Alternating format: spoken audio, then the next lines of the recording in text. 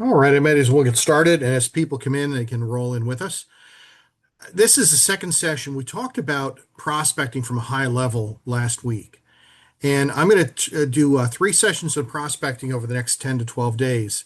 This one, we're going to focus a bit on sphere of influence, social network, and talk a bit about what we call circle prospecting and some of the keys that we can tap into there. And then on Thursday, we're going to be talking about expired listings for sell by owners, cold calling techniques, some farming techniques, and then we'll get into more digital marketing and webinars and some other fun stuff next week. But everything starts with a simple question. Where does my next deal come from? And for many agents, sometimes me as well, the honest answer is I'm not completely sure. Maybe it comes from a lead from Realtor.com or from Zillow or from OpCity. Maybe it's making a call to a past client. Maybe somebody walks into an open house.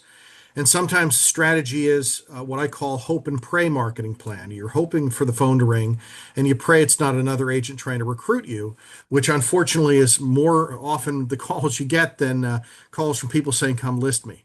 And I think I've said it 100 times before, and I apologize that I repeat myself a lot, but every time I've gotten desperate, every time I've gotten to the point where I need to have a sale and I need one right now, I start texting and calling people that are in my sphere of influence, my social network, my past clients, and just touch base with them. And frankly, it's embarrassing because sometimes I let far too long go between contacts with them. But I do eventually get around to it. And when I do, every time, if I reach out to 20 or 25 past clients or sphere of influence, I start getting referrals and leads again. I'm connecting with them. And that is a critical, critical part of this business. And I mentioned it last week when we did an overview of prospecting. We talked about the fact that the top Century 21 agent in the state of Pennsylvania last year says he did not use a contact management system. And by the way, that's not a good idea not to use one. But what he did do is everybody that's in his phone, his contact database is his phone, that Gmail account. He texts every single person in his phone every 3 months, every 90 days. Just checking in, how are you doing? Hope things are going well. And it's light. He's not asking for business. But business keeps coming to him because he maintains that constant contact. And keep in mind, if you got, let's say, 900 people in your phone, to give you an example, 900 people is 10 text messages a day. It's not crazy. If you have 1,800 people in your phone, that's 20 text messages a day, every 90 days. So the real estate business really is a prospecting business disguised as a real estate business. The agents who do well long term are not necessarily the smartest. We all know that, right? They're not necessarily the most charismatic. I'm not one of those. And not necessarily the ones with the fanciest marketing. They're the ones who have a steady flow of conversations with potential clients because every transaction begins with a conversation. If you don't have any conversations, you don't have any appointments. If you don't have any appointments, you don't have any listings. And no listings means eventually we become professional showing assistants. Prospecting is the process of creating those conversations on purpose instead of waiting for them to come to us by accident. And I hear it all the time. I'm waiting for something to come to me. You've got to go out and find a way to connect with them. And I'm going to give you a lot of ways this today, Thursday, and next week on how to do that. There are dozens and dozens of ways to generate business in real estate. Some agents have no problem picking up the phone and calling people. Some people are great connectors that way. Some people love community networking. We talk about some of the agents in our firm that spend a lot of time out at events and meetings and just connecting with everybody. And they're great at it. And some build huge businesses online with online marketing. And we'll talk a lot about some of the webinar stuff we've been doing. But our goal in this training is to help you to understand the different channels of prospecting so you can build a system that fits your personality and your strength. Because the agents who treat prospecting like a daily habit instead of an occasional activity are the ones who build consistent, predictable income in this business. And that's really the goal, not just closing deals, but building a business where the next deal is never a mystery, it's going to come to you. And building your business, your personal real estate practice, is a process. It doesn't happen overnight. It's not instant. You have to start building that pipeline, that conveyor belt of leads. Helen Keller, by the way, I use quotes way too often, but Helen Keller said there are no shortcuts to any place worth going. And I completely agree with that. You know, I have in these slides somewhere some of the ads that have popped up on my screen on Facebook and Instagram. about how you never have to call anybody again. You can make $200,000 a year just sitting around waiting for it if you just subscribe to my training system. Well, there is no such thing. There are lots of ways to generate business, but that's not one of them. So I do want to just highlight one more time that we've got a lot of powerful tools here, and we are rolling out some training on Canva Pro that I think you're going to really like. If you're not using it yet, I'm going to show you a use for it in a little bit for your past clients. There's a lot of powerful tools there. Our university site that we've created, again, has a lot of stuff there. We used it this morning for a new listing to generate all sorts of marketing materials. Our coordinator in Allentown did that. It does have a script tracer and a CMA, but it also has a whole training session on every type of prospecting you can think of. It's already there. It's stepping it through it. You have the option to do that if you want to. And of course, our Moxie Rise software as well. So I'll bring that up a lot. And if you're new to the business and you're struggling, please make sure that you log into Century 21 University. You get to it through 21 Online. And there is a whole pathway of training that's new, a realtor who's new to the business. There's one who is new to Century 21 or has inconsistent income, isn't doing what you'd like. And there's one that for the experienced producers who want to take it to the next level and how you can use some of the tools. So please tap into those resources. Now, I want to recap a couple of things from last week before I get into some direct prospecting systems. This was a scary statistic I shared last week. Nationally in 2025, over 71% of realtors did zero transactions in the United States in the MLS. Zero. Now, we can argue about teams and off-market deals, and maybe some of the sales got credited to somebody else. But the bigger point is the average realtor is not thriving. And I don't say that to be dramatic, and no, you should not leave the business today, because I have to tell you, there's so much opportunity in real estate. I was talking to a mortgage broker yesterday who's probably feeding business to his cousin, but he was talking about his cousin who got involved in real estate about 2 years ago and did 24 transactions last year. Brand new in the business and out of the starting gate did very, very well. Now, he was doing some unique marketing methods that I'll probably talk about on Thursday, but he's prospecting actively out there. And I'm mentioning that because it's a new agent. Now, again, I don't say this to scare you. I don't want anybody in this room to become a statistic. There's nothing wrong with this industry, and there's just something wrong with the way we approach it. You didn't get into this real estate industry to be average. You didn't wake up one day and say, geez, I hope I close 1 or 2 deals a year and stay stressed all the time. The danger in this business is not failing, it's drifting. It's being busy but not productive. It's working but not building a business. If you don't intentionally design your business, you're going to default into average. And average right now is not so great. Although I do think the market's going to improve. I think we're going to see interest rates start climbing down a little bit this year. And that may be an impetus for all those people who are holding on to those 2.9% interest rates from 4 years ago to start coming back in and say now might be the time to move up to another property. So I do see that starting to change. But why are most agents struggling? Again, it's not your intelligence, it's not your personality. It is slightly market conditions, but there are agents right now that are selling more than 100 properties a year. It's inconsistency and its lack of structure. Most agents don't generate enough leads. Most agents don't convert effectively. Most agents don't follow up long enough. That's probably the biggest issue we've got. And most of them don't use the systems that we have. They rely on motivation. They rely on their memory, which is unreliable at best. And you don't build income on how you feel, you build it on what you repeat. So let's flip the lens right here. Who does succeed in real estate? The agents at the top are not superheroes, they're structured. They do boring things consistently. They prospect when they don't feel like it. They follow up longer than is comfortable, calling leads 5 or 6 or 7 times, not 1 or 2. They track their numbers and they stick with a strategy long enough for it to actually work. The difference is not talent, it's tolerance for repetition. And top agents aren't inspired, they're more disciplined in what they do. Now, I say this all the time. There are only 4 ways to grow your business. There's generate more leads.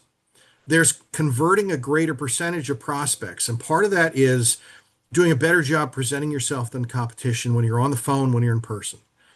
The third part is following up, and that is where I think we fall down a lot. I'll talk about that in a couple of minutes. And the last one is delivering exceptional service.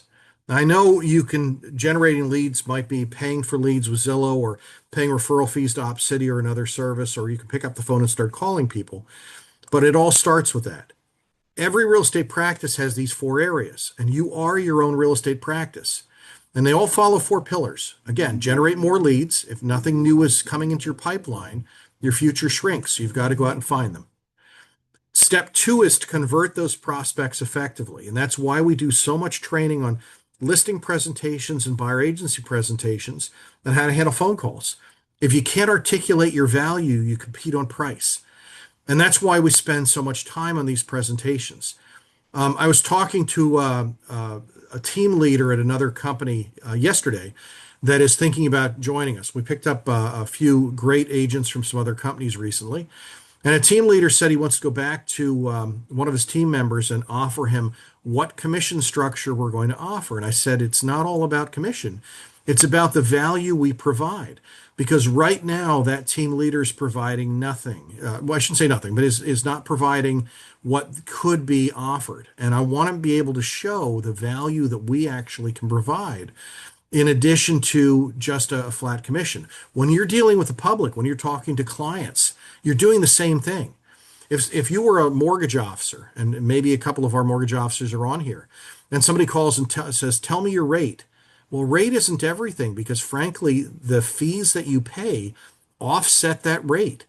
And there's a lot of mortgage brokers who can't get a deal to the closing table. When you're a realtor, if somebody calls you and says, will you do it for a 1% buyer agency? And they keep calling till they find somebody, is that a buyer you want to work with? Or somebody who calls you and says, before you come out to my house, will you list it at a 4% commission? Well, you want to tell them, hey, I actually do a drone tour of your property. I do a visual tour. I do this, this, this, this, and this. I can put in multiple listing systems. I can probably get you a better number for your property, or I can get it sold faster, or I can make it a cleaner transaction because of everything that I'm providing to you. So you want to be able to get in front of them and explain that. But that is all converting those prospects effectively, showing your value package as a realtor. And then step three is following up systematically. Most deals are lost not to competitors, but to time. And I say this too often, but for every call or lead that comes in, 60 to 65% of them will buy or sell within 15 months. I've heard so many times realtors say, those were bad leads that were sent to me. OpCity has terrible leads. Zillow has terrible leads. Whoever else has terrible leads. They're awful. The reality is the National Association of Realtors has done tracking all over the country in this over and over and over again. And almost 2/3 of leads that come in, whether they're emails, text messages, or phone calls, buy something within 15 months or sell something. The average realtor closes 4%, 4 out of 100. Poor agents do 2% or less, and great agents only do 10 to 12%. But it's over 60% that buy or sell. So how do we do better with that? It has to do with follow-up. And then we want to deliver exceptional service. And that's how we create referrals and stability. The key is most struggling agents lose it in step one. They don't actually look for business. So naturally the question becomes, how do I get more leads? And that's where we're going to head today. So again, I want to start with the truth about real estate. And by the way, I had a lot of fun with AI images, changing them into wearing gold jackets because that's one of my joys in life at the moment. So I'm having fun with that. But real estate success is not primarily about finding buyers. Buyers are everywhere. You know that? They're on Zillow at midnight searching for properties. They're driving around neighborhoods on Sunday afternoon. They're calling signs. They're walking in open houses. The real challenge in our business isn't finding buyers. The challenge is connecting with people before another agent does. Because the first agent who builds that relationship often becomes the agent who gets them under a buyer contract or gets a listing. And that leads to the second truth on the slide, that most successful agents in the business, again, are not necessarily the smartest or the most charismatic. They're simply the ones that are most consistent in their prospecting. They're the people who keep having conversations with potential clients week after week, month after month. And the third piece of this slide is probably the most important, and that this is an inventory business. Listings create leverage. When you control listings, everything else becomes easier because signs in someone's yard with your name rider on it create buyer inquiries. You hold an open house, it creates open house traffic. You get sign calls, you get referrals from them. And what we were going to finish up today with is something we call circle prospecting, which is utilizing a listing to generate more leads. So, in other words, when you control listings, you control the market, you control the inventory. And prospecting is simply the process of creating those listing opportunities before someone else does. And by the way, I know there's a lot of emotion on both sides of the coming soon idea. And there's some multi-lists that are not allowing you to do coming soon listings. But I did a whole 20 some minute video the other day, which I did post and I'll send it out again, about the new partnership with Redfin and Compass. And one of the benefits to Redfin's site, which is one of the most visited sites on the internet, is that both Century 21 and Redfin will be allowing coming soon listings. And all of those leads will be directed directly to the listing agent. They're not going to be sold to somebody else like Zillow does or Realtor.com does. And because of that, the more of those that are generated, theoretically, the more leads you can get from major portals on the internet. I think they're sites number 5 and 6 in terms of traffic. So it's something we'll be talking about over the next couple of weeks because, again, there's some pros and cons to it. There are some bad parts of it, but there's some benefits as well. Now, the prospecting ecosystem, the good news is there's no single right way to prospect. You don't have to do exactly what I do or what Teresa does or what Lisa does or John. The best agents build what I call a prospecting mix that fits their personality, their market, because we do service a lot of different markets here, and the time they have available. You've got to think of prospecting like an ecosystem. There are multiple channels where business can come from. And I want to walk through some of the major ones today. First being relationship-based prospecting, and that includes your social network, your sphere of influence, your past clients, assuming you're not brand new, and the people who are around you in your community. And these are often the highest converting leads because the people already know you, like you, and trust you. That's why you'll get leads from your church, from your Girl Scout troop, from your school, wherever you're volunteering, where you're doing stuff, is where you're going to get leads. The second is direct prospecting, and that includes what we'll talk about on Thursday, which is cold calling and expired listings and for sale by owners. And these homeowners have already shown interest in selling, which creates opportunity, but sometimes they're a little bit harder to reach out to. And then we've got geographic prospecting. We sometimes call it farming. And that means focusing on a specific area, a specific neighborhood, and becoming the agent who consistently markets and communicates with homeowners there. And over time, you become the neighborhood expert. And next is digital lead platforms like Zillow and Google Ads and Facebook or Meta Marketing, and websites that capture buyer and seller inquiries. And finally, we've got referral sources, and those might be professionals like lenders and attorneys and accountants and financial advisors. Nursing homes can actually be referral sources, contractors. These people often hear about moves before a realtor does. And the key takeaway here is simple. Prospecting is not a one size fits all. Our goal is to develop a combination of strategies that work for you. Because when agents build a consistent prospecting system, something important happens. The business stops feeling random and it starts becoming predictable and controllable. I have to tell you, one of the first things that most new agents ask me is, can I follow you around for a month? And following me around will do no one any good whatsoever because I'm doing bookkeeping and, dealing with problems that have nothing to do with actually selling and buying real estate. But a lot of new agents want to follow around a realtor because they think they're going to learn the business that way. And they will learn some things. But again, every realtor is a little different in their approach to the real estate industry. And each realtor is going to have their own target audiences that they work on. Still, it helps to have people working together. Now, again, 3 sources of real estate business. I use this slide like every week. But we either generate referrals from building strong relationships and joining networks and social networking, or we pay for business, and we can pay for it, per lead at Zillow, or pay referral fees at OpCity, or pay to have a web system that is bringing leads to you. The other option is to proactively prospect. It doesn't cost you anything to pick up the phone and make calls, to knock on doors, to call expired listings, to call for sale by owners. Those are the 3 ways that we bring in, the 3 channels that we bring in business on. And when we talk about stuff that you'll see popping up online where they talk about how you can do this business without having to lift a finger, they're actually talking about paying for business. And that has to do with webinars or meta advertising. That's what most of those are. They talk about ways to build business, but most of them tend to be a little expensive. And we'll go through those on the 3rd day. So This might sting a little bit, but the number one reason agents fail is they don't prospect. It's not the interest rate, it's not the election, it's not me, it's not bad luck.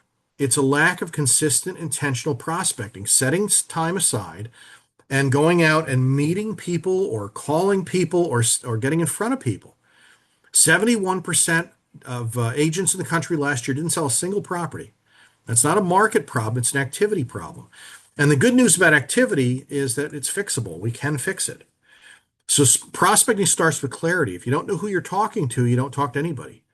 The most successful agents don't market to everybody. They identify who they're going to go after, whether it's expired listings or for sale by owners or absentee owners was one of the big ones I've used over time. Some of our agents have used people moving into nursing homes, relocation departments, senior communities. We don't wait for business. We've got to find target audiences. And I showed this slide last week, and it's just a quick list of some of the many, many target audiences that are out there. There are lots and lots of target audiences.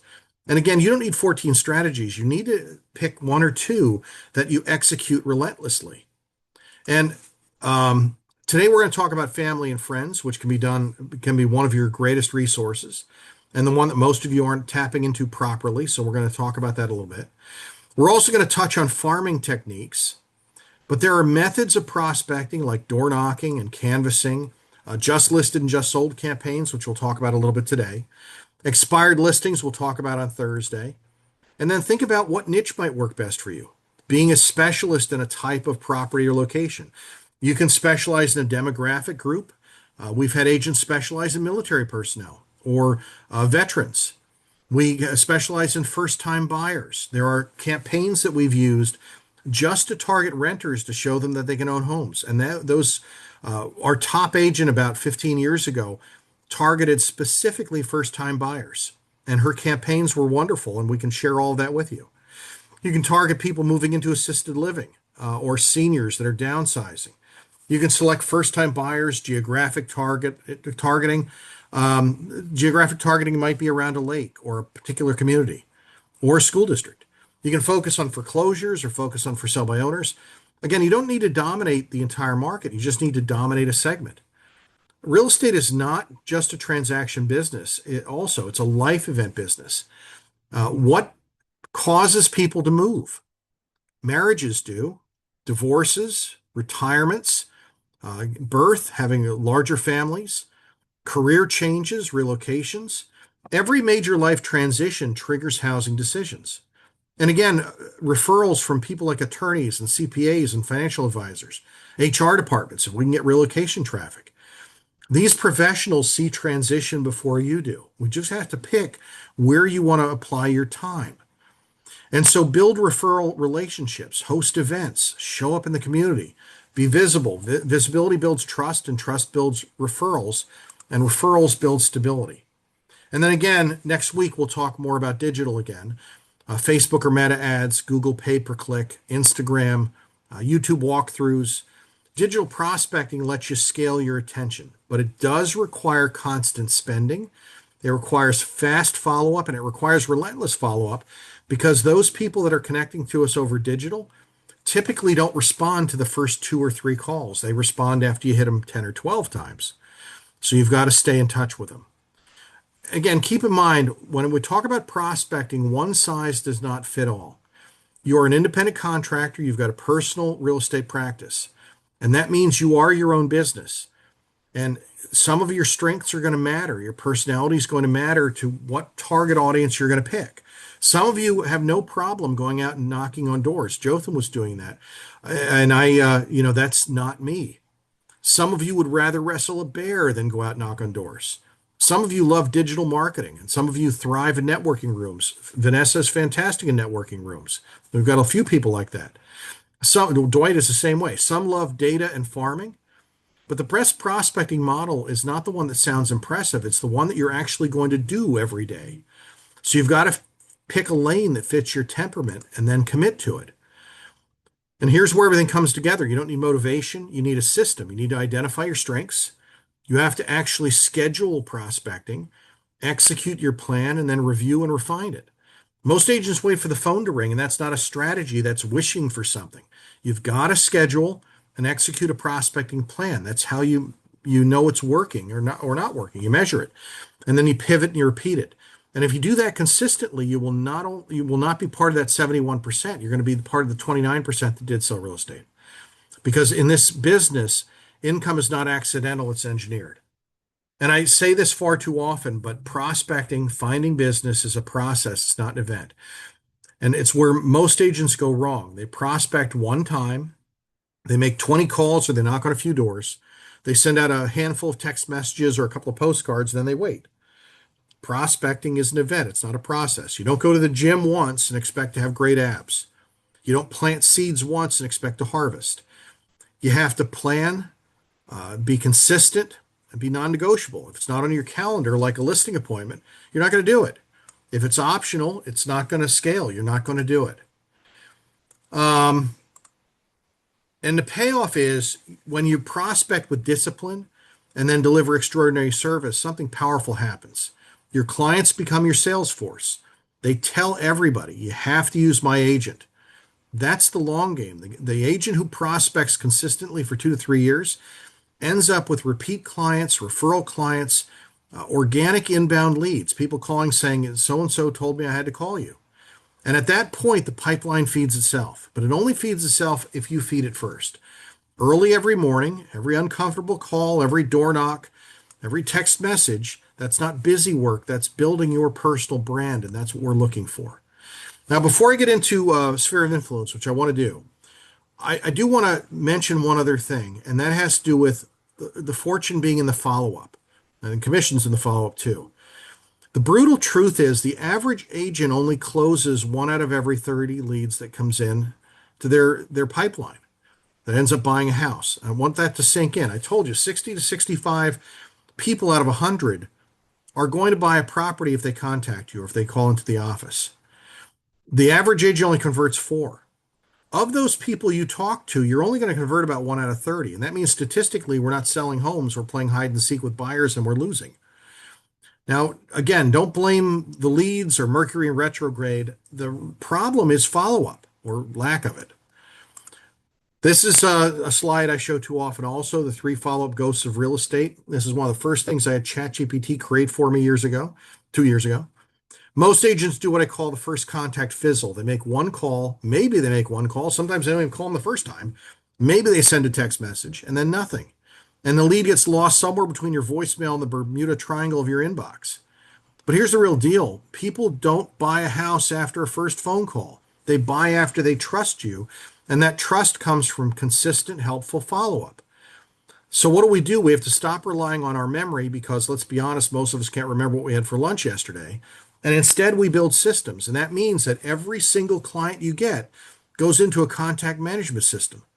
I don't care if you're using MoxieWorks or you're using something on your phone or whatever you're going to use, but you've got to get them into something that reminds you to follow up with them. When I started in the business, we used to put them on index cards and we put them in a box and then we'd move them to the next day that we were going to call them.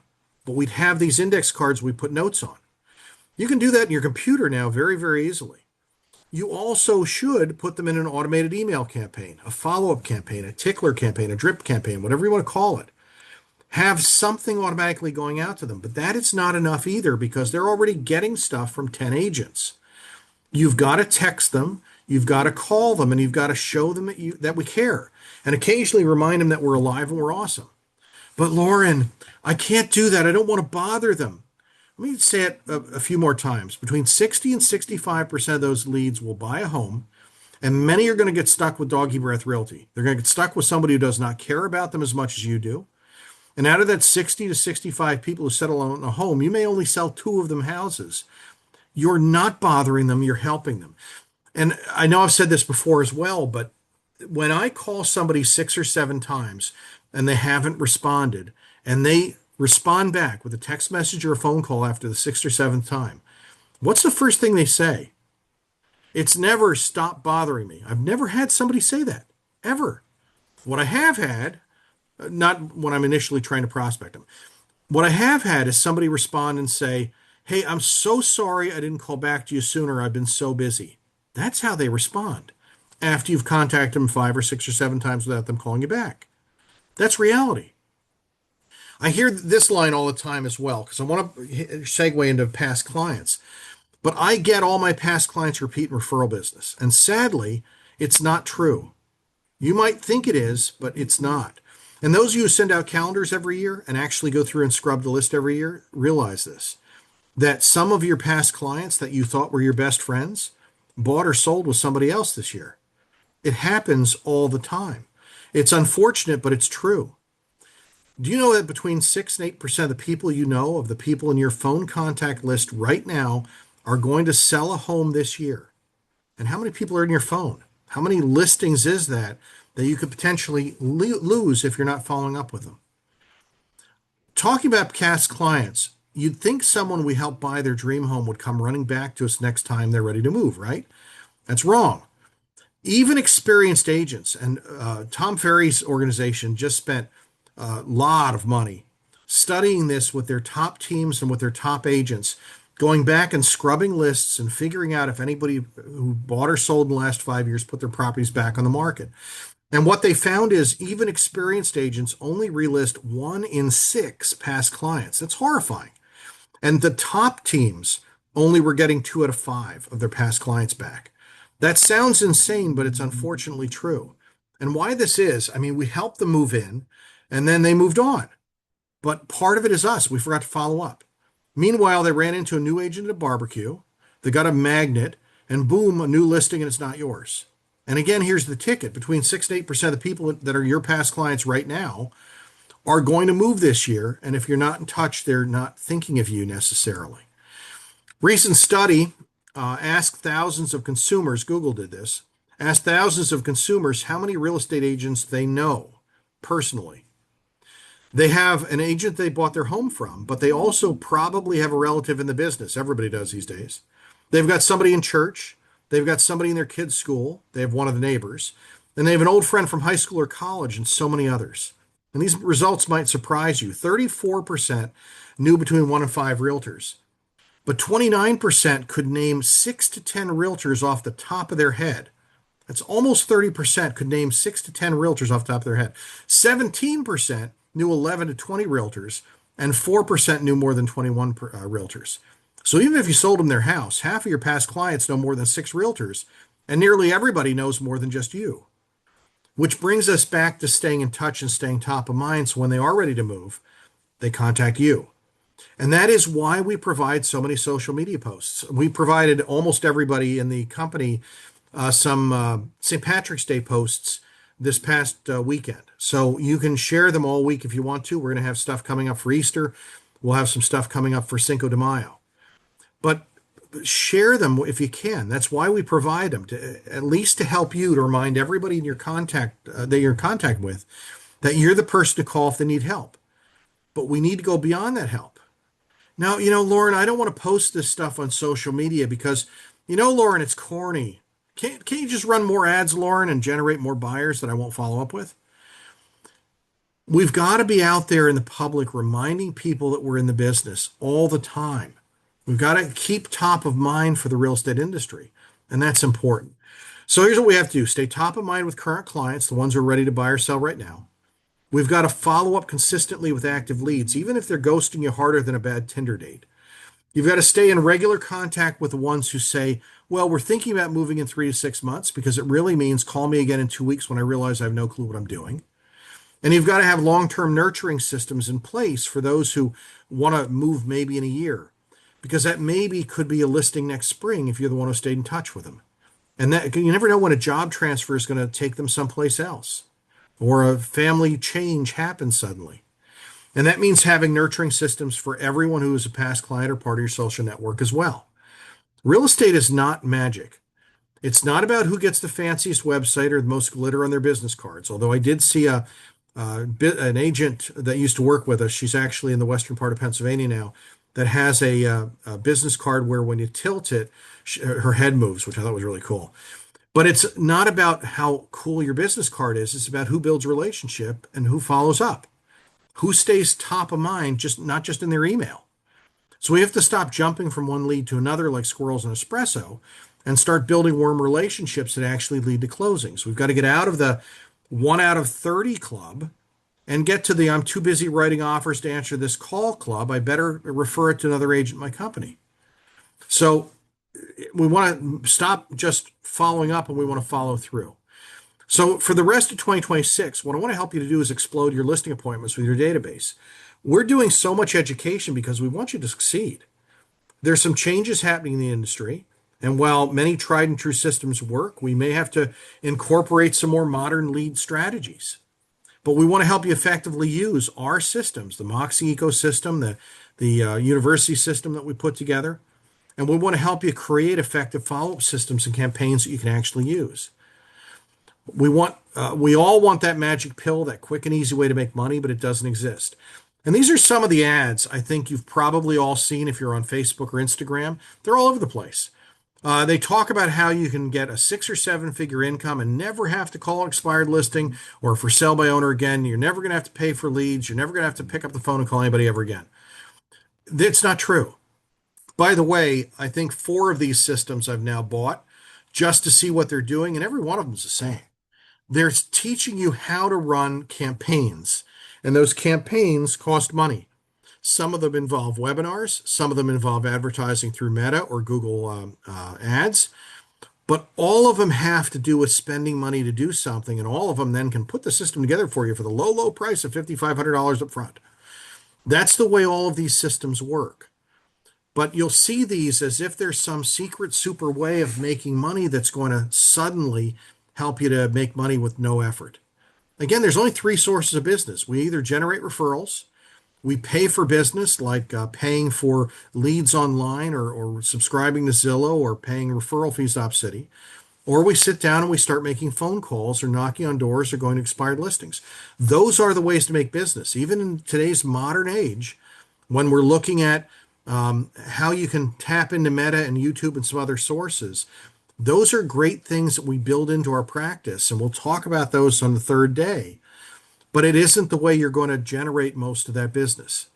We want to have a consistent income, a consistent business. I want to see everybody having a 7-figure income or 6-figure income at least. But you've got to have consistency. That's the real secret. In real estate, we all say we're going to prospect more. We all intend to follow up. In dieting, we all think we're going to diet. We all hope to diet. We all plan to diet. I had a piece of cheesecake last night. Anyway, we intend to follow up. We mean to make those calls right after we organize our email inbox or color code our CRM or alphabetize the snack drawer. But the truth is, success in real estate isn't about having the fanciest tools or the prettiest branding. It's about doing the right things over and over again, even when you'd rather do literally anything else. And again, think of it like dieting. You can't eat a salad on Monday and then have a pizza and a piece of cheesecake on Tuesday. Now I'm still thinking about the cheesecake, and wake up on Wednesday with 6-pack abs. Or if that were true, I'd be doing motivational sit-ups right now. You have to be consistent over time.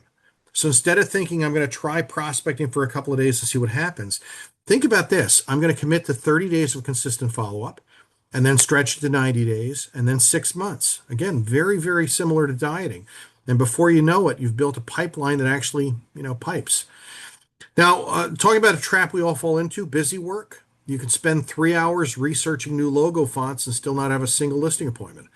But if you sit down and make 1 hour of calling to warm leads, you might actually get paid. So prioritize your money-making activities first. It's just so critical. And I did talk before about accountability buddies. I'm going to probably do that on day 3. I'll come back around to that. But I want to make clear that you have to be consistent in everything you do. That's how top agents win, by doing the right things, even on the days they don't feel like it. So ditch the 2-day sprints and start thinking like a professional. Be the agent who's going to follow up for 90 days, 120 days, because that's where you actually get your business. And remember, if you are making calls, you have to follow that do not call registry, and don't use auto dialers. For crying out loud, don't use auto dialers. I know there are a lot of companies selling that technology right now. It is not legal. And we've already been burned on this, I think, 3 times. So be very, very careful to do not call registry. So coming back down to actually prospecting, the easiest group and the best group is going to be everybody who already knows, likes, and trusts you. So I like starting out with that as we do 3 days of prospecting, because it's the most powerful source of business for most agents. Your sphere of influence, your social network, they are the people who already like and know you. well, hopefully like you, but they at least know you. Your family, your friends, your former coworkers, the people you see regularly in everyday life, and some of them that you haven't seen for a while, but they're still your best friends. And when new agents hear this, they sometimes say something like, "I don't want to bother my friends," but the truth is, you're not bothering them. Real estate is a service business, and people need help buying and selling properties all the time. And if they don't know that you're in the business, they can't hire you. And most agents don't lose business because people don't like them. They lose business because people forget they're in real estate. Your social network, your sphere of influence is often the highest converting lead source that you will ever have, simply because you already have trust that exists. And if you take care of them, they're going to refer you more and more business because they all know people that you don't. And that is where so much business can come from. That's what some of our top agents, all of our top agents, tap into it. Now, one of the challenges you run into sometimes when you get started in business is that your family and friends remember every dumb and stupid thing you've ever done. And you need a way to prove to them that you're now a real estate professional who can be trusted to handle their most valuable asset. And again, we have all done really stupid things in our lives. You'd be shocked at some of the dumb things that I've done in my lifetime. So we have to get past that and show them that you're successful before you are, if you aren't yet. And even if you are somewhat successful, you've got to tap into your social network, your sphere of influence, and remind them that you're out there, and remind them that you're the go-to person. And by the way, your sphere of influence, your social network, is basically anybody who's not going to immediately hang up on you. Again, your family, your friends, your college roommates, your barista, your dog groomer, your 68-year-old Uncle Charlie, who, by the way, might somehow be friends with somebody selling a $3 million building and forgot to mention it. Every person you know has their own network. And if you're not tapping into it, you're leaving opportunities sitting on the bench like a third string quarterback. One of the most interesting things about working your social network is that you never know where your next opportunity will come from. Everybody has value in a network. Your 68-year-old uncle might introduce you to somebody who owns several apartment buildings. Your neighbor might know somebody who's relocating for work. And the truth is that every person you know has their own sphere of influence. So when you build relationships with your sphere, you're actually building relationships with hundreds or thousands of potential connections.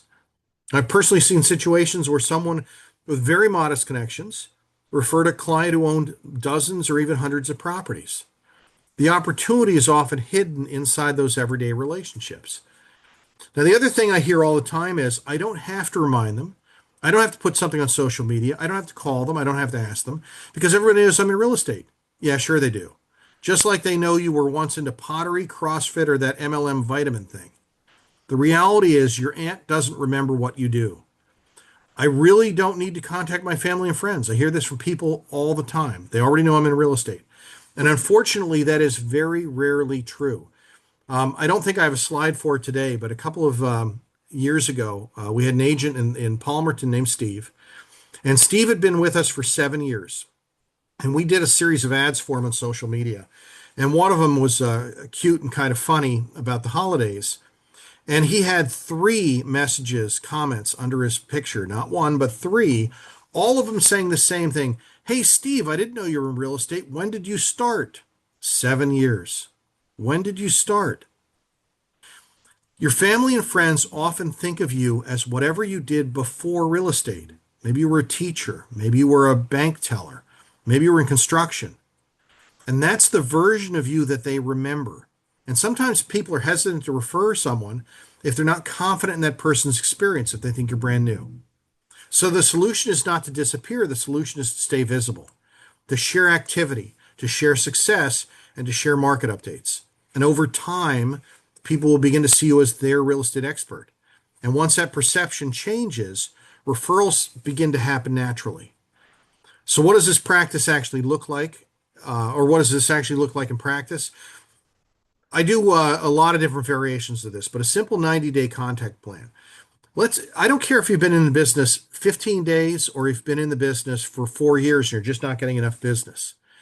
You've got to tap into this. So I look at a 90-day contact plan. First, I would send out an initial announcement letter explaining that you're in real estate and asking for their support. And if you've been in real estate 3 years, that's okay. You're going to send out an announcement letter just saying, hey, I've been in real estate now for 3 years and it's going great no matter how it's going. And then I want you to send a property flyer showing homes that are currently for sale. And I'm going to show you that we have it already put into Canva. And one of our coordinators can help you build one quick. Or once you're in Canva yourself, you can build it in about 3 minutes. We're going to send out a property flyer showing homes currently for sale, even if they're not your listings. You're going to use listings from the office. It demonstrates you're active in the market. And then you're going to follow up with some handwritten notes. And I'm going to go through some of this, and then we'll come around some other ways to connect with them. But the first step is to compile a list of 100 people that you know. Now, out of those 100 people you know, probably 14 of them will buy and sell real estate this year, if it ends up being a normal market this year. And in your phone, which is going to become your database, which will sync with MoxieWorks, or if you're using Follow Up Boss, it'll sync with Follow Up Boss or almost any other CRM. But we're going to start with Google Contacts in your phone. If you've got a Gmail account, you have it. And if, by the way, if you set up a new Gmail account when you started with us and you have, johnsmith.c21@gmail.com, that's fine. I can help you, or one of the coordinators will help you. I'll go back and show them how to do this. Can export your contact list from your old account, your old Gmail account, in what's called a CSV file, and then we'll import it into your new Gmail account, and that's what you'll sync.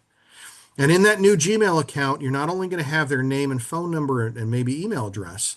I want you to also put in their address because that becomes important for being able to connect with them a little bit easier. And we're going to start adding contact type, and it's pretty easy to do. If you look at your contact list in your phone, in your Gmail account, and you can do this also with your iPhone, you can actually select a contact type, and that can be family, friends, sphere of influence. That can be buyer, seller, potential listing, whatever you want it to be, because we're going to tap into that when we send out mass emails and we send out and we connect them with our follow-up systems. But compile a list of 100 acquaintances. Get all their contact information if possible. If you're brand new in the business and you don't have anything going on, spend some time putting that together. And then write an initial letter explaining that you're in real estate and you need their help. Follow up in 2 weeks, follow up 2 more weeks, send a handwritten note. And by then, they're going to absolutely connect with you. Now, if you're brand new, and I apologize for those of you who've heard me say this 100 times, because I will move on to some more interesting stuff. But if you're brand new, you might say something like, as you may know, I've made a career change. I'm now licensed as a real estate agent, and I'm affiliated with one of the top firms in Eastern Pennsylvania, Century 21 Keim, or Century 21 Country Lake Homes, or in Delaware with Century 21 Emerald. In order to obtain my license, I've had to take several courses over the past few months and a state exam. To join Century 21 Keim, I've had to complete a lot of additional education, but I think it's all been worth it. Real estate's an exciting business. I'm hoping that you'll support me in my new endeavor. If you hear of anyone thinking of buying or selling property, please call me. I've included a few business cards with this letter. Please put them in your wallet or your purse and give them out to anyone you can. Remember, although I may be new to the industry, I've got a lot of education and training, and I'm backed by some of the top people in real estate here at Century 21. Now, we can change this to somebody who's been in the business for 4 years, not a problem. And I want you to send this out as a letter, not an email. You can send out an email also, but I want something to go out to them so they get your business card so they hold on to them, because some of them are going to give it out. And most of you have never done this in your life. And some of your family is going to take your cards and put them in their purse. And when somebody in their network starts talking about real estate, some of them are actually going to give them out. And that's your first step. You should also, again, immediately add everybody to your contact management system. And we can talk a bit about MoxieWorks and MoxieRise and how it'll automatically sync with your Gmail. And you can put them onto a holiday greeting that sends something out for St. Patrick's Day automatically to them. It'll send out something for Cinco de Mayo. It'll send out something for Thanksgiving or whatever. The idea being to stay in front of them another way. Apologies. Sorry about that. Now, you could handwrite this stuff, but I would have a pre-printed one. 2 weeks after you send out that letter, I would send this out. And by the way, I've already put this, or Ray did it for me, put this in our combined Canva accounts so everybody has access to it. This is a week 2 fake it till you make it thing. All you have to do, and if you haven't used Canva before, This is all done. So it's got blanks. It's got words that are blank, and it's got 4 blank holes here and a blank hole here. And you take from your computer a picture of one house and you drop it there and it auto populates it. And you drop the next one and you drop the picture of you. And then you type in the address and the price. Now, if you don't have any listings, that's okay. You might borrow some from your office. You might borrow some from any of our offices. And you're going to send it out, and it says, check out these properties currently for sale. Call me for information. Doesn't say they're your listings. But your family and friends are going to automatically, immediately get the impression that you're doing well and doing better than everybody else expected because they will assume you have 4 listings. And what you're trying to do is change their perception of you to being the top person in real estate. Now, this flyer is also in Canva, and you just drop it in. Successful sales by our team. If you know somebody thinking about selling a home, land, or investment property, please have them call me. And again, this is just drag and drop. Drop your picture in. We have one for Country Lakes. We got one for Kime. And you just plug in your information. It takes about 60 seconds, and you can print this flyer. It's staying visible. And again, you're not claiming to be the person who sold them. You're just judging, nudging that perception needle. Lauren, Because excuse me 1 second. yeah. Should they ask permission of the agent first? Well, it would probably help to ask the agent permission, but I think it'd be crazy if one of the agents says, hey, I don't want my listing getting exposure to all your family and friends, because frankly, it may get a lead for their property too. But technically, the state considers every company to be one agent. So legally, you can't use somebody else's listing from, XYZ Real Estate. But legally, you can use any listing within our firm. But the nice thing to do, which is what Teresa's saying, and I agree with her, is to double check with the agent and say, listen, I'm sending out a flyer to everybody in my sphere of influence. Do you mind if I include your listing in it? And by the way, if you're one of those agents and you say, no, don't use my listing, good Lord. That's something wrong with you. But anyway, that you should ask just to be safe that it's not a problem.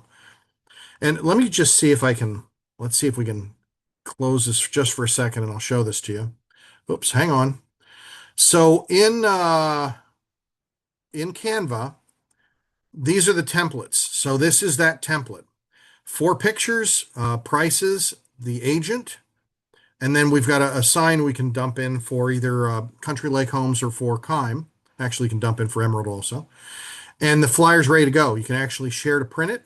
You can actually put it onto Facebook if you wanted to, but this is really to be printed as a flyer, as an example. And one other thing while I'm off the slide deck for a minute, again, over here in our portals, you've got the training hub, which has lots of different training in it. Of course, we've got our quick start program, our commercial mastery program, and all of the MoxieWorks training is right here. But I want you to click when you get a chance on the prospecting hub and look at these. These are 9 different areas of what to go after for sell by owners, absentee owners, expired listings. Now, over the next 3 sessions, today and 2 others, we'll go through a lot of this stuff. But if you decide you want to go after pre-foreclosures, which a couple of our agents have done very well with, or probate clients, real estate investors, people getting divorced, you can just click on it. For sale by owners, here's their success system. We built all this out for you. It's all done. How you find for sale by owners, it's right here, plus a video. What do you say on the phone, in an email, in a text message, in practice? How do you practice? So remember, we've got that practice session that actually allows you to talk to the AI. It'll talk back to you and critique how you sound. And then it's got marketing materials you can print. So that's all built in, and that happens to be one of the prospecting methods. So again, when you're looking at some of the stuff we're trying to provide, we provide a lot of stuff, but you've got to use it, or else it doesn't help you at all. So yes, I do think you should send something out. And at that point, your family and friends are probably thinking, my Lord, they're on fire. They're doing really well. And yes, again, you absolutely can just send them an email, but I got to tell you, it does not have the power of sending out mail. And frankly, if you have a little bit of time and you can print off 50 flyers and mail out 50 of them to your family and friends, it's going to resonate with them. Now, the last step is, at this point, you should be sending out personal notes.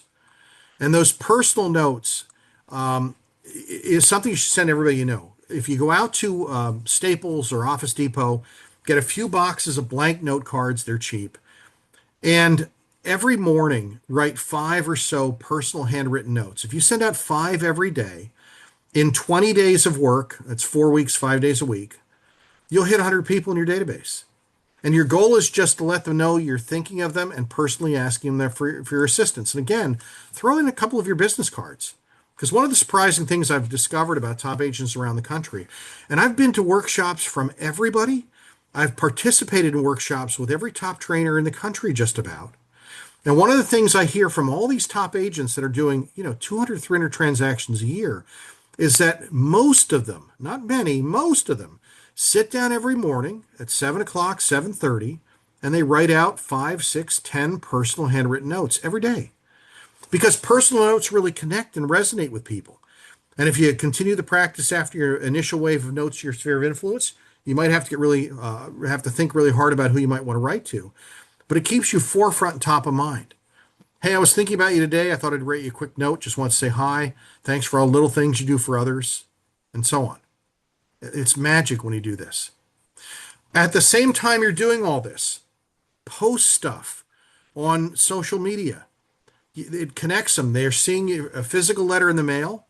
You've put them into Moxie and you've got emailed newsletters going out or holiday greetings going out, which you should be doing automatically. It's free. We've got it all set up for you. And then post on social media because they're seeing you all over the place. Your goal is to convince them you're the go-to person. And if they see you in enough places as the go-to person, that is what they're going to remember you as. They're not going to think of anybody else because you're the person that's out there.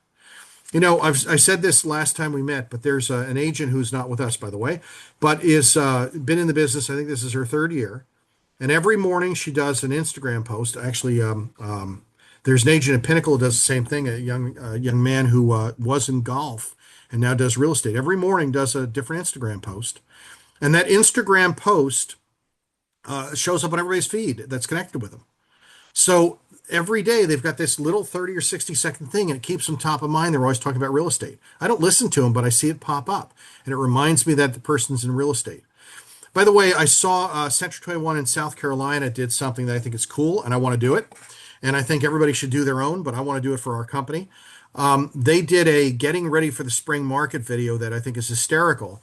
They have one agent holding a sold sign and putting it on a post and then taking it off and putting it on again. And then we have another agent who is looking at the phone and then picking it up like they're a gunfighter, like picking it up to their ear and then putting it down. And it says, getting ready for the spring market. Our team is practicing, drilling, rehearsing. Our team is exercising for the spring market. It's really funny. I can't think of all the things they do, but it's pretty good. So I think we need to copy that, copy what works, and do the same thing.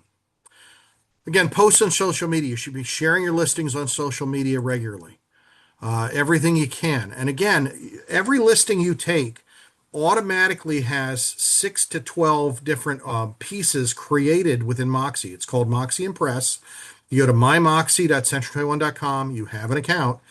And when you click on the Impress button, it'll show you what listings you have and what marketing pieces are already pre-created for you. They're done. They're automatically done. And in addition to that, you can go into Canva and create one in seconds. You can have a lot of fun with it. The other thing you can share on social media periodically is go into century21.com or go into your personal website and share from your personal website a listing from the company. Just share it online. Again, people are going to assume it's your listing even if it's not, but again, it has to be within our company to do that. And share it from your site. For love of everything, don't share stuff from Zillow. Because if you share something from Zillow and somebody clicks on it, Zillow resells that lead to somebody else. And I talked about this. I'm using this for our social network and our sphere of influence and our past clients again. I talked about this maybe in December, but I want to say it one more time because it is a powerful way to remind everybody, especially if you've been in business 10 or 15 years, to remind everybody you're out there. I call it a one-a-day CMA. Everybody wants to know the value of their home. Everybody who paid more than asking wants to know if they made a good decision.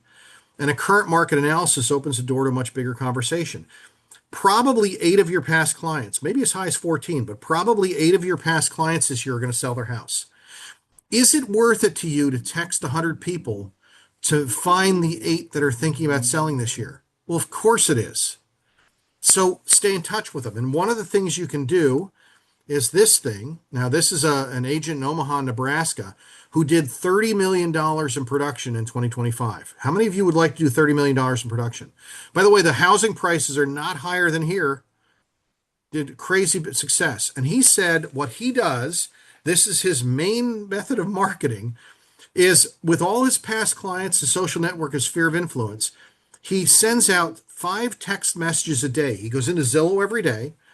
He pulls up his past client or his social network, his sphere of influence address, finds out what the value supposedly is on Zillow, and once in a while he runs into one that actually is listed by somebody else, which is quite depressing. But he finds listings that are, or he finds the price that Zillow assigns, because that algorithm does not work, assigns to any particular house.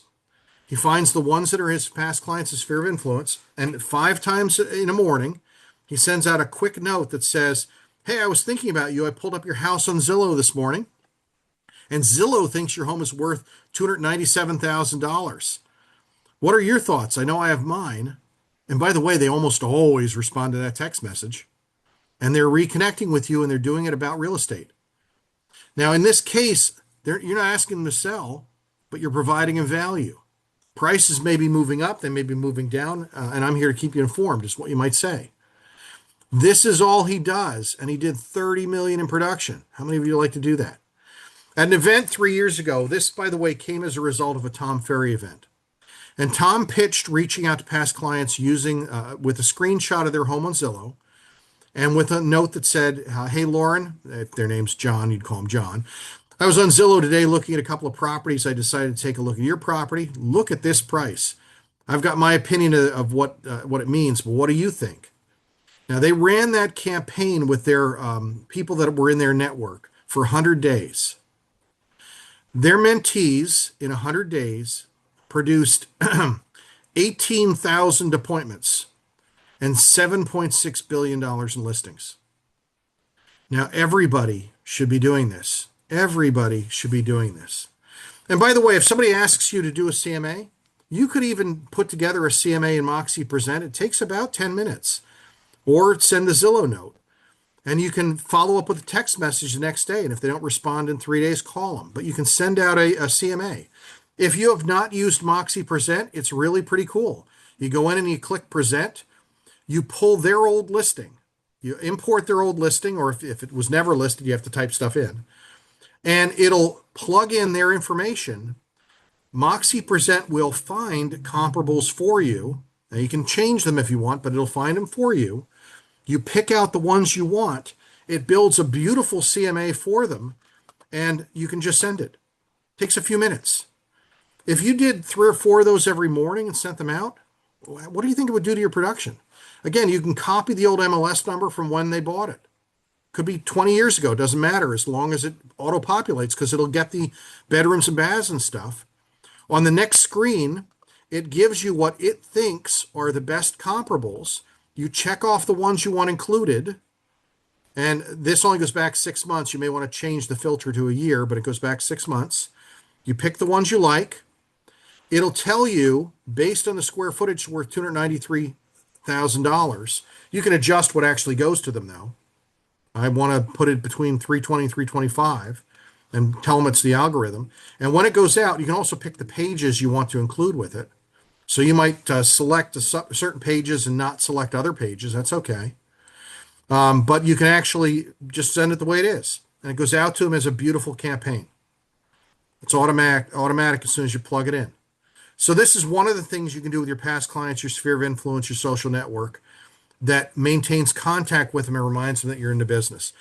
And I'm just going to mention this quickly. You should also have everybody on some sort of campaign. Again, you want to put them on our holiday greetings or our neighborhood neighborhood news, which is built into Moxie, and it's something that sends them what is going on the market, what's sold recently in their area. It goes out every month and shows them what's happening in the marketplace, and they don't unsubscribe from it because it actually shows them what's happening in their area.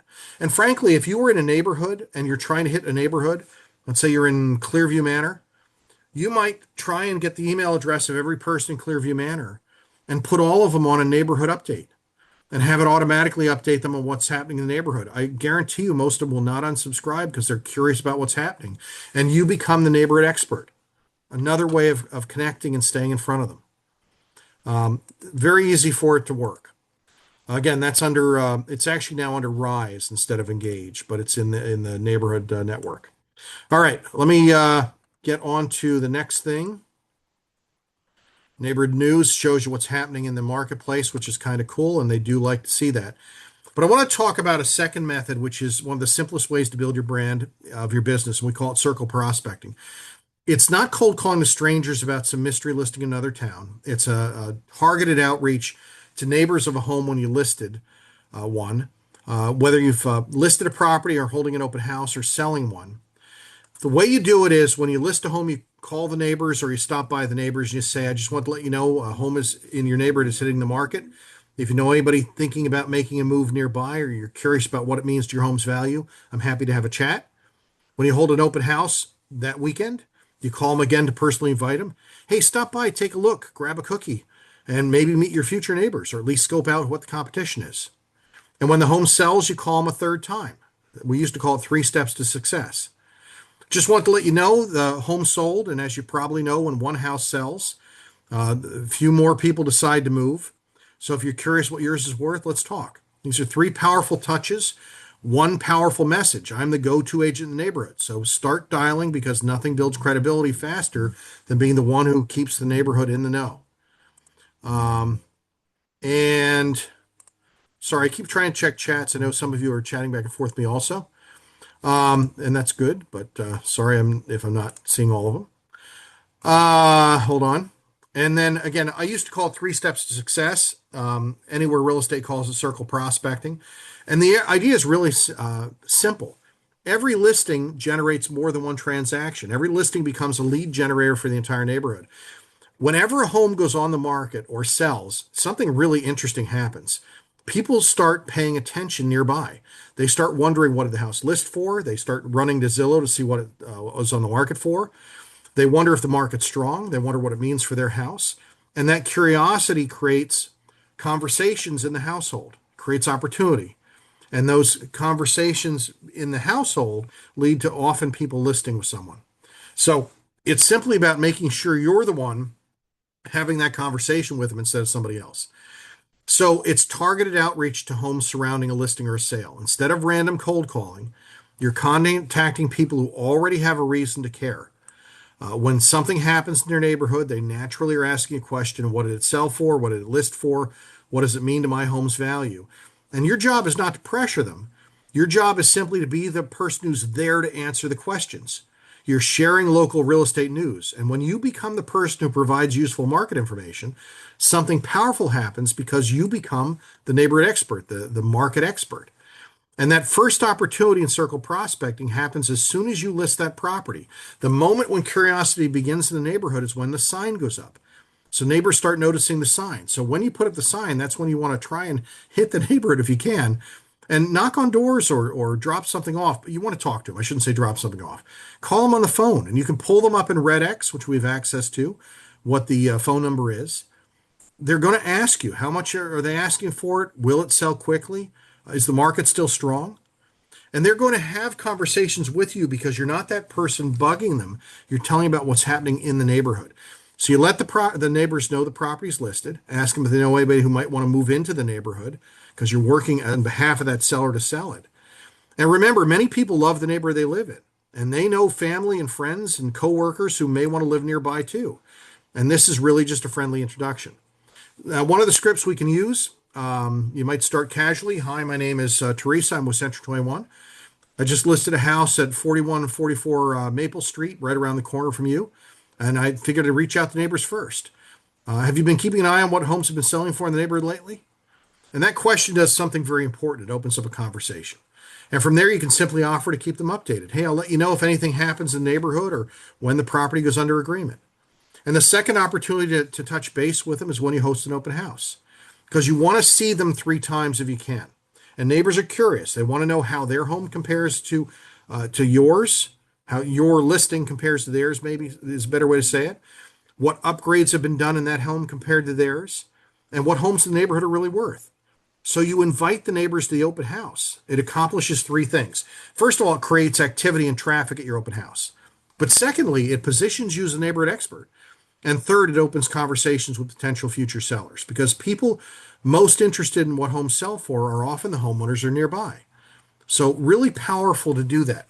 Even if you're not even if you haven't listed the house, you're holding an open house, ask the listing agent if you're hosting one for them.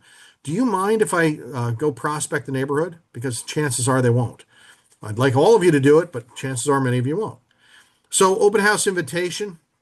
Hey, I'm Lauren with Century 21. We're hosting an open house down the street at 4148 Maple Street. Then give them a reason to stop by. We always invite the neighbors first because you know the neighborhood better than anybody. We're going to open it about half an hour early for neighbors. So I'll be there from 1 to 3 for the open house, but I'm going to get there at 12:30. So feel free to stop by and take a quick look. And then I always ask what I call the magic question. Hey, out of curiosity, how long have you lived in the neighborhood? And the reason I ask that is people love talking about their homes and their community. And that question almost always starts a real conversation. And if you have a real conversation, they start building that like and trust of you. And that's what we're going for. And now the most powerful moment in circle prospecting, when the home sells. When the home sells, every homeowner on that street starts thinking about one thing. What does it mean for their value? They wonder, what did it sell for? Did it sell quickly? Could I get that much for my home? Hey, my home's got those extra heavy-duty nails, so it's probably going to sell for more. Now you have something incredibly valuable to share. You've got real market data, and you're the person who knows it. And this is often the highest converting call in circle prospecting because homeowners are naturally curious about what is happening in the neighborhood. So a quick sample script. Hey, it's Lauren again from Century 21. Hope you're doing well. It's been 2 weeks since I talked to you last. At home up there at 5177 Maple Street just sold for $516,000 after only 12 days on the market because I am so awesome. Then transition into a broader talk about the market. You know, a lot of neighbors have been asking what that means for their home value. Have you ever wondered what your home might sell for in today's market? And then just stop talking and let them answer. Because many times people will say something like, actually, we have thought about it. I mean, we're not going to sell till next spring, but we've wondered what our house is worth. And now you've got a prospect in your pipeline that you're going to work on. And that's where that conversation really begins. Now, one reality of prospecting is that you're going to hit voicemail every so often. So keep voicemail messages short and simple. You might say something like, hey, this is Lauren over at Century 21. I'm calling because the home at 4177 Maple Street in your neighborhood just went on the market. And I've been sharing some updates with neighbors nearby. So if you get a chance, give me a call back at this number. And by the way, if you ever want to know what your homes are selling for around you, feel free to give me a call. Just something short, friendly, and informational. A few quick coaching tips for agents when you're doing circle prospecting. Try to smile when you talk. This is where I fail constantly. It actually changes how your voice sounds. It really does. And it changes how people perceive you. I mean, a lot of us try and look professional and we look like we're frowning. That doesn't help. Try and smile. And second, try really hard not to sound scripted. Think conversational, not presentation. Even if you get all the words wrong, try and be conversational. And third, always ask questions. People love talking about themselves, their homes, their neighborhood. You want them talking, not you. You're not doing a sales pitch. You want them having a conversation with you. And finally, remember the purpose of circle prospecting. You're not trying to get a listing on that first call. You're building a future relationship and future clients. All of this is building a pipeline for your business because that's what we're really trying to do. Now, one of the biggest mental hurdles agents have is feeling like they're interrupting people. But circle prospecting is a little different. You're not interrupting anybody. You're simply sharing local real estate news. They want to hear it. I can't stress this enough. You're letting neighbors know what's happening in their own market. And that builds authority, local authority. It's low competition because homeowners aren't being flooded with that type of call. And over time, it builds a future pipeline of clients. Because when someone eventually decides to sell, they remember, hey, that's the agent who called when the house down the street went on the market. And that they came back when it sold. And that's what you're really looking for. The simple formula behind circle prospecting is that one listing creates three prospecting opportunities. First, when the home lists. Second, when you invite the neighbors to the open house, and please, please invite the neighbors to the open house. And third, when the home sells. And each one of those touches creates conversations with homeowners nearby who are interested in what's happening in the neighborhood. And if you do this consistently, every listing becomes a marketing engine for the neighborhood. And that's what we're trying to accomplish. And the goal of circle prospecting isn't to pressure people. The goal is to start conversations. And real estate has always been a relationship business. Circle prospecting just makes sure that when something important happens in the neighborhood, you're the one telling the story, not Zillow. And when you do that consistently, something powerful happens. One listing doesn't just sell a house, it builds your business. And I will say one other thing. A lot of people say, well, I just sent out a just sold postcard. That's a great follow-up because they might hold on to it. But it isn't a connection. It's just something that goes in the trash if they don't already know you, like you, and trust you. So yes, I think you should send out a just sold postcard every time you sell a house. But I think first, you've got to go meet them or talk to them on the phone to let them know you're the one who did it, because that's building that connection. Now, I did say I was going to try and wrap up in 90 minutes, so I wanted to talk about two or three other really quick things. One of them we talked about several times during the listing opportunity course, and that is that there are many referral platforms online that send leads to agent. And the best part of the ones I have on the screen is that many of them don't require any upfront costs. Typically, they charge a referral fee on the back, and yes, it's expensive.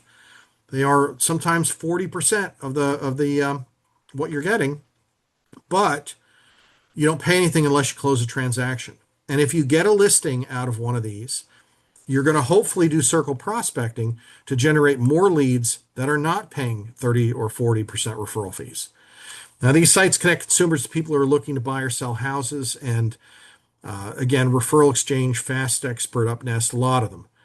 But again, they can become another channel in your lead ecosystem. So think of them as an additional stream of opportunity, if you can think of them that way. So if you sign up for a few of these and respond quickly when opportunities appear, you may find yourselves picking up a few extra deals per year that you otherwise may not have seen. And in real estate, a few additional transactions can make a very meaningful difference in your income. And hopefully, again, you can leverage these with circle prospecting and some other tools to generate more leads out of them. So it's worth exploring some of these platforms to decide which ones might, fit your business model. Now, today we kind of focused on the foundation of prospecting, and we talked a lot about your social network, your sphere of influence. By the way, those Century 21 signs that are on the right-hand side of the screen are obviously not our symbol. I had created some images in ChatGPT just to see what it came up with. And it's funny, it created some of these images which are clearly not our signs, but they're kind of cool, so I left them there. It made it easier than me going into Photoshop and creating images for this stuff. But we talked about sphere of influence and social network. We talked about circle prospecting and ways to create conversations with people who already know you or live near your listings. Now, on Thursday, we're going to shift gears into strategies that many top producers use to generate new opportunities from people that they don't already know. And that includes cold calling, including the mindset and the systems that turn complete strangers into clients. We're going to dive into expired listings where, frankly, I've made a lot of money over the years, where homeowners have already tried to sell but still need help. We're going to talk about for sale by owners, where sellers are attempting to go it alone, but over 70% of them end up listing with a realtor. They need professional guidance. And we'll also spend a little bit of time on geographic farming, which is how agents build dominance in specific neighborhoods over time. So Thursday will be a little bit more tactical, so bring notebooks, and maybe bring a little courage too, because we're going to talk about the kind of prospecting that can dramatically accelerate an agent's business when done consistently. But we get a lot of pushback from agents because it's hard to do. And once you combine those strategies with what we've covered today, you'll have more of a complete prospecting system. And then next week, we're going to do a third session on some digital methods and webinars and some other stuff. By the way, I want to add in one final thing and then open any questions you might have for today. This is something that I forget what insider program I was in that had put this up on the screen, but I got a kick out of it. This is a note that somebody sends out to all their past clients in social network every time they list a property, letting them know about new listings and asking for their help selling them. The cute thing here is what they're doing is connecting their social network, reminding them they're in real estate, knowing full well they'll never buy this house. And that's not the goal of this. The goal of it is to remind them that you're active in the business and that you're out there seeking for buyers. And you're reminding them you're in real estate. And the other thing is, it's showing them how aggressive you are in helping people, which most agents just put a property in the market and pray it sells. It shows you're aggressive in marketing. So it's really kind of a cool way of reminding people you're in business. So you might get a listing and say, hey, Tom, I've got some insider info for you. A new 4-bedroom, 3-bath colonial is going to hit the market in Parkland School District. It's likely going to sell in a week and it's priced under 500,000. I know you probably have somebody in your network who's thinking to make a move. Who do you know might be interested? And again, this approach reminds them that you're in real estate. It makes them think about who they know who might be moving, shows them how active you are in properties, and you're empowering them to refer business to you. Because again, your database is larger than you think. It always is. It's just something that we don't always realize. So as I close out at least this day of prospecting stuff, does anybody have any questions that I might be able to answer? I know I talk too much and sometimes I Yes, talk too fast. Go I ahead. I want to know where I can find the username and the password of the Canvas. So have you logged into 21 Online yet? Yes. Okay. It's the same username and password, and I don't know if I don't think I can do it here on the screen. So when you try, there's a video that we have in the quick start. You have to look for Canva, but and it'll show you the first like 5 minutes shows you how to do it. But what you do is when you try and log in for the first time, it Mhm. asks you to use a username and password or use your business information. You're going to click on business information, and then it'll ask if you log in with a password or SSO. If you click on SSO, then it's going to use the same username and password as your Century 21 21 Online username and password. But again, and let me share this as well. So I think it's Is here. the Century 21. It is the same as your 21 Online login. So under our training, let's see, I've got somewhere here. Actually, let me click on the training hub. Under Quick Start, one of these videos, and if you haven't done this yet, if anybody hasn't tried this, all our initial training videos are here. Okay. Down Yeah, here, I see number all that. 20, yeah, number 28 is, and 28 and 29 are about Canva. I think it's the second one you want to click on. So if you click on this, I'm not going to play the thing, but if you click on this, it actually will show you, let me close this for a second. It'll show you how to log in the first time. It goes through disclaimers. It'll show you how to log on the first time, and I went past it already. But it actually tells you that you have to go in using the username and password for Century 21. But you actually have to click on Canva for Business. I think it says first, and then it'll say SSO or username, and you're going to click on SSO, and that will allow you to set up your account. But watch the first 5 minutes of this video first, because it actually steps you through that, and it actually does a good job showing you how to do it. Because since I already have the account set up, I can't do it again. It's okay. Thank you so much. Sure. You also sent out a sheet. That sheet was very valuable on trying to That's get into right. Canva. So I That's don't right. I know. did. Yeah, that sheet was very good. Have you played with Canva yet? Yes. Okay. But So I still need a little bit of help. there's so much stuff in there. There's a lot of stuff in there. And we have stuff loaded into our company, and then we have it loaded into like Lord Valley office and Allentown office and Bethlehem office and so on. And that is it's a little confusing to find stuff. There's so much stuff in there though that you can use. It's not funny. And we'll do our best to do training over the next 2 or 3 weeks on how to do it. We have Ray teed up to do some training directly in our accounts to make it easier to find stuff. And you're going to see some of the power of this. You can actually create whole presentations in there. You can create videos in there. You can edit stuff in there, and you can actually create AI generated images in there, which, by the way, horrifies our people in the company that are artistic because they think it's kind of cheating and that it probably steals stuff from the people who've actually created the artwork originally, which is probably true, but it's a very powerful software that I didn't realize half the stuff it did. It's really great. I used to use that Canvas, but I paid by myself in one business I have before. For that reason, I know how it works. But for that reason, I asking for the user but I gonna see that video, okay? No problem. Thank you. Sure. Other Lauren, questions? I Yeah. have a question. So, you know, on the Power AI that we use? Yes. Yep. So, like when we do a CMA through that, how accurate, like, is that pretty accurate?